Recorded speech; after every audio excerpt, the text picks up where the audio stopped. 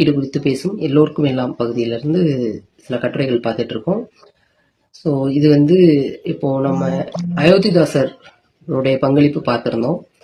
அதுக்கப்புறமா உள்ள கதை இன்னைக்கு வந்து நீதி கட்சி தோற்றுவிக்கப்பட்ட நாள். ஸோ நீதி கட்சிக்கு முன்னதாக இருந்த தென்னிந்திய நல உரிமை சங்கம் அதோட தோற்றம் பற்றி தான் இந்த பகுதியில் பேச போகிறோம்.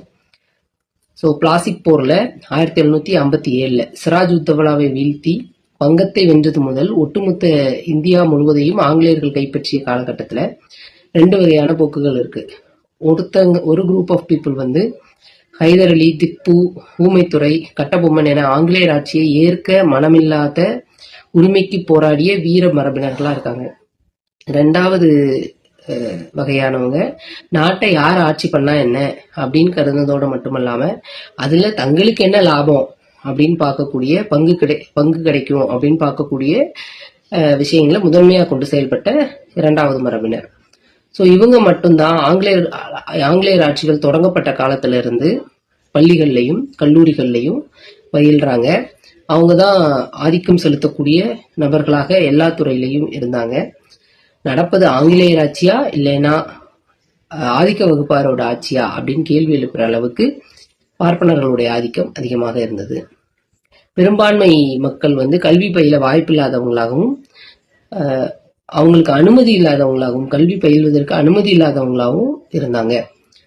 ஸோ அப்படி இருந்த இந்தியாவுக்கு ஆதிக்கம் இருந்தா ஆதிக்க எதிர்ப்பும் இருக்கும் இல்லையா?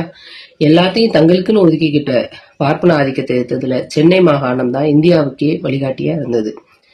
அதோட விளைவா ஆங்கிலேய அரசு வேலைகள்ல அனைத்து ஜாதியினரும் நியமிக்கணும் அப்படிங்கிற வருவாய்த்துறை நிலையாணை ஸ்டாண்டிங் ஆர்டர் 128-2 அப்படிங்கிற ஒரு ஆர்டரை 1854 வெளியிடுறாங்க.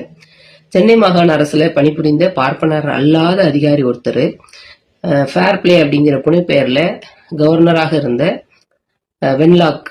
லார்ட் வென்லாக் அவருக்கு ஒரு பார்ப்பனர் அல்லாத மக்களுக்கான உரிமைகளை கேட்கக்கூடிய 2 கடிதங்களை எழுதுறாரு. ஸோ அதுக்கு பேர் வந்து பார்ப்பனர் அல்லாத வகுப்புகளும் இந்திய பொதுத்துறையும் அப்படிங்கிற பேர்ல the non Brahmin races and Indian public service அப்படிங்கிற பேர்லையும் பார்ப்பனர் அல்லாத வகுப்புகளை மேம்படுத்தும் வழிமுறைகள், அதாவது the ways and means to amelioration of the non Brahmin races அப்படிங்கிற பேர்லயும் 2 கடிதங்கள் எழுதுறாங்க.